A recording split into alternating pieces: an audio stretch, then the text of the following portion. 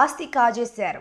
కన్న తల్లిని రోడ్డు పాలు చేశారు. పోలీసులు ఆశ్రయించిన తల్లి ఆస్తి కోసం, బంగారం, డబ్బు కోసం కన్న తల్లికి మాయమాటలు చెప్పి తీసుకెళ్లి సంతకాలు పెట్టించి బ్యాంకు లాకర్లోనే బంగారం కాజేసి రోడ్డు పాలు చేశారు. వివరాల్లోకి వెళితే కాకినాడ జిల్లా కాకినాడ రూరల్ మండలం తూరంగి గ్రామానికి చెందిన నిల్లా వెంకటరమణ కృష్ణమూర్తి దంపతులకు 2 కుమార్తెలు, 1 కుమారుడు, 3 పిల్లలకు పెళ్లిళ్లు జరిగాయి. వారికి కట్న కానుకలు అన్నీ ఇచ్చారు. పెద్ద కుమార్తె భీమవరం, చిన్న కుమార్తె వైజాగ్ కాపురంలో ఉంటున్నారు. కుమారుడు కాకినాడ రూరల్లో నివాసం ఉంటూ తల్లిని చూసుకుంటున్న నేపథ్యంలో కుమారుడు వేరే అమ్మాయిని పెళ్లి చేసుకున్నాడని, తమ్ముడు బాగా చూడ్డానికి నమ్మవలికి 2 కుమార్తెలు 2 సంవత్సరాలు భీమవరంలోనూ 2 సంవత్సరాలు కోదాడ, వైజాగ్లకు తల్లిని తీసుకెళ్లడం జరిగింది. అయితే ఉపాధ్యాయుడిగా పనిచేసిన భర్త చనిపోవడంతో ఆవిడ పెన్షన్, లాకర్లో ఉన్న 30 తులాల బంగారం, వెండి వస్తువులు, అలాగే తల్లి పేరులో ఉన్న ఇల్లును సైతం బలవంతంగా రాయించుకున్నారని తల్లి రమణ తెలియజేసింది.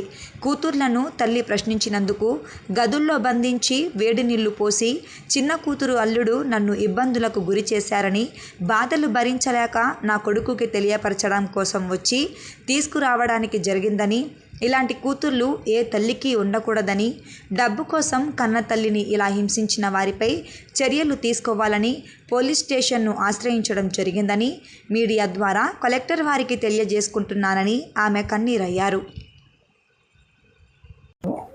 నా పేరు నిల్లా వెంకటరమణ. మేము మాది కాకినాడ తోరంగి గ్రామంలో నివసిస్తున్నాము. నా భర్త పోయి 5 సంవత్సరాలు అయిందండి. నాకు 2 ఆడపిల్లలు, 1 కూతురు, 1 కొడుకు అండి. పెద్ద అమ్మాయి పేరు సపరపు పద్మావతి అండి. చిన్న అమ్మాయి పేరు వెన్న శ్రీలక్ష్మి. 2 ఆడపిల్లలకే పెళ్లి చేసేసాము. కట్నాలు కానుకలు ఇచ్చేసాము. ఈ కట్నాలు కానుకలు ఇచ్చేసాము. మా అబ్బాయి ఇలా వేరే మ్యారేజ్ చేసుకున్నాడని నన్ను చూడలేదని చెప్పి 2 సంవత్సరాలు నా భర్త పోయిన తర్వాత 2 సంవత్సరాలు తీసుకెళ్ళారంటే 2 సంవత్సరాలు తీసుకెళ్ళి మా పెద్ద అమ్మాయిని బేవారం పెద్ద అమ్మాయి తీసుకెళ్ళిందండి. 2 సంవత్సరాలు చూసారండి. చూసిన తర్వాత నా అన్నీ అడిగానండి.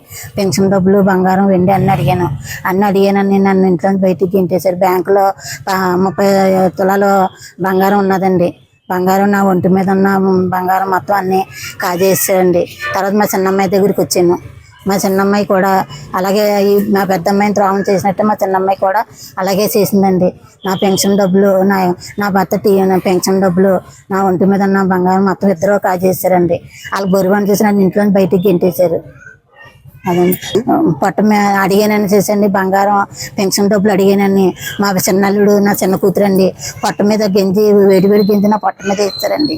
నాకంటూ ఆధారం ఏమీ లేదండి. నాకు తగిన న్యాయం చేస్తారని మిమ్మల్ని ఆశిస్తున్నానండి. నా కొడుకు దగ్గర నేను ఉండేదానండి. నా కొడుకు నుంచి దౌర్జన్యంగా తీసుకెళ్ళిపోయి వాళ్ళు చూస్తానని నమ్మించారండి.